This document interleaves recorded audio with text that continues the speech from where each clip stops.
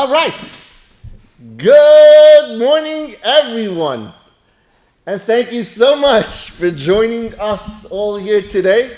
Today's shiur should be Le'ilu Nishmas, our dear friend Menachem ben Yisrael Yaakov, as well as my dear aunt Rivka Bas Gavriel Tzvi, and for Zaidi, Reb Shmuel ben Yosef Dov HaKohen, and B'schus the Refuah Shalem Bekarov, Meshalem ben Sarah Rachel, Miriam Bas Sarah, and Yair Yeshia ben Chaya Atara. Today we are on page 276 in the Art Scroll for those who are following along, and we are talking about the 10 levels of Bitachon. Yesterday we started off talking about the first 5 levels, which really pertains about a person's growth, nothing to do with their observation of Hashem at all, but just showing how a child goes from infancy to young adult and how he starts realizing that there's a hierarchy and that what he sees right in front of him today might be that immediate cause for the changes in his life, or whether it's a benefit or it's detriment, but he hasn't recognized Hashem yet as the source of everything that happens to him. So yesterday we finished off that finally on the 5th level is that when he's working to earn a living, it's not him himself that he's relying on, but he also has to rely on other people because he has to find a job, right? He has to find an employer, or he needs to find customers for his business. So he needs people. And the concept over there is that he still hasn't recognized that the higher power, Hashem, is actually orchestrates this all. And he's right now moving on to level 6, where he's going to start recognizing Hashem a little bit in his life, besides for just the people. Till now it was just people and human interaction that was required. Now he's starting to realize a little bit of Hashem is needed. Now, in the 6th level, then, when his perception improves and he observes the inadequacies of people, he starts realizing that people are great, but there are some inefficiencies there. There's some things that people do or don't do, yet the outcome is still not exactly the way they intended, right? So there's some inadequacies over there. And he realizes that even they, meaning the people, need the assistance of Hashem in many areas. He will transfer some, not all, but some of his trust to Hashem. And he's going to rely on Hashem in this early stage of Bitachon. He's going to rely upon Hashem in areas that you do not have any capabilities on your own from a human standpoint. What he gives over here examples. That this areas that he cannot avoid submitting to Hashem's decree, where he is unable, a physical human being is not able to make the change over there. And so in those cases, he's going to submit his trust to Hashem. Where are those places? When Hashem, sends rain on a field that he just finished plowing and sowing. Safety when he's traveling by sea or by roads today or whatever. Or waterless deserts, meaning that if he's in the desert, he should find a mirage or something. He should find something that has, mirage is fake, or an oasis, find some water.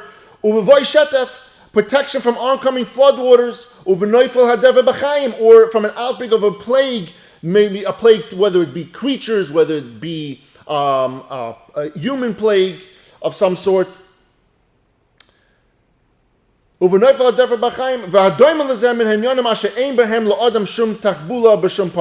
similar matters in which a person has no strategy to control it in any one way. So he still trusts that human effort is the what makes things happen, but wherever humans can't control, like we just spoke, those different opportunities, those different areas, there he says, yeah, Hashem, that's your job. My job is what I can control. Your job is what I can't control. Now, he says in the pasuk of at this stage, he will be like those about whom it says, and he turned their backs, not to their faces, but in their times of distress, they will say, arise and save us. Meaning, when he says in the times of distress, meaning the times where I'm helpless. Till now it was all me, I can do whatever I need, I'll work hard, I'll get it done. Now that I get to a stumbling block, and over here he uses it in times of distress where I'm absolutely helpless, I turn to Hashem, I look up, I daven, and I say, okay, God, I need you, but now is the time where you actually start trusting only in Hashem in such a particular matter. That's the 6th level. Moving on to the 7th level. If his perception of Hashem has improved a little bit more, he will rely on Hashem even in the areas where he could have a bit of strategy. So here we're going to explain a little bit where he's starting to realize, maybe you're really good at your business, at your job, you're a good tradesman, whatever it is. But here you're going to start realizing you need to rely on Hashem a little bit, even with the part that you're really, really good at. Like everyone comes to you because you're good at something. Even there you're going to start realizing in this level that's also Hashem. For example, if he finds opportunities to earn his livelihood through dangerous means, or by engaging in forms of work that are very taxing on his body, it's difficult, it's long hours, it breaks him down, and he will avoid those endeavors. Due to his trust in Hashem that he will provide for him even through means that are easier and safer to engage in. Now, if you guys remember, a while back we learned about this. We learned about when it comes to trusting Hashem and to choosing an occupation based on Bitachon, we should choose an occupation that's suitable for our physical and our mental capacities. And that we should, a person who's about Bitachon doesn't do anything and doesn't chase an opportunity that is going to just break him down, like something that has to work really, really difficult. He comes home, he's completely wiped out. He starts feeling just exhausted, physically can't just get it done. Or he comes home and he's not there in his mindset. Like he comes home and he can't be present for his wife and his children. So those are the kind of things we learned prior that we should stay away from those. And here in this level, level 7, he's starting to realize, you know what? I still have my handiwork, but maybe I'm going to stay away from these things that require me to work so hard that it really is going to hurt me. That's the 7th level. Now moving on to the 8th level. Now, he grows even more. He's climbing this ladder of Bitachon. He's on the 8th level today. He will transfer his trust to Hashem regarding all means of earning a living and will know that Hashem is the one providing for him. Whether the means that he receives his income is difficult or it's easy. Even though we don't choose, we try not to choose a business or a job that is very difficult for us to earn a living. But oftentimes, even within our business and our jobs, we have long hours. There's, times of the year that it gets really, really busy, or there's something's going on in an industry and it's just tough times.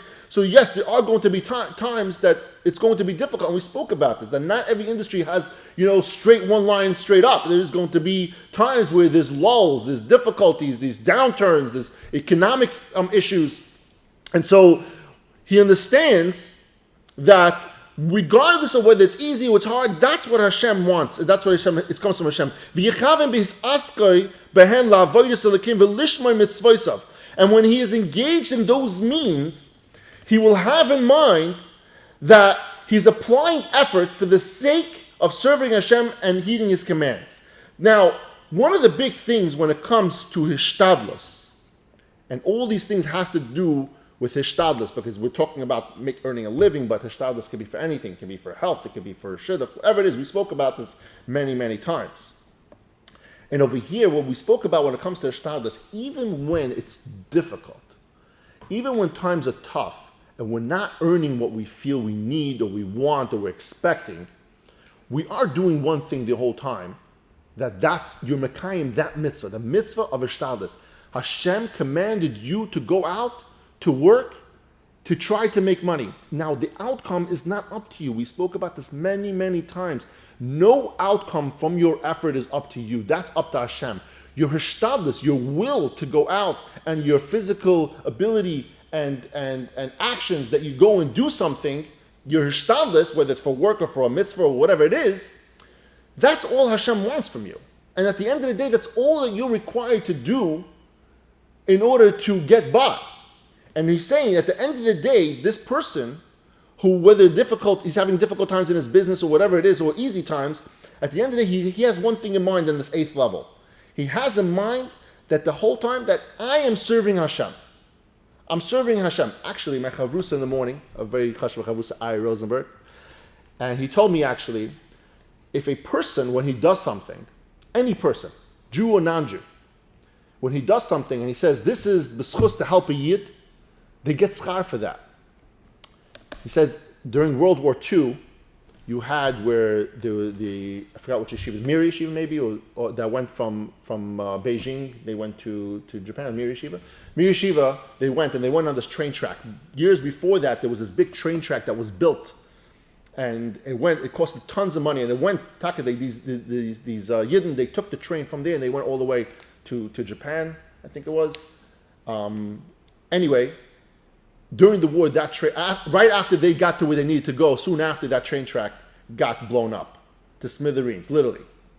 And my Chavrus Aravi was telling me that if even the goy, while he built that train track, when he put in one peg to hold down that track, had in mind, he says, maybe one day a Yid's going to need this and it's going to be b'schusim, he gets schar for that.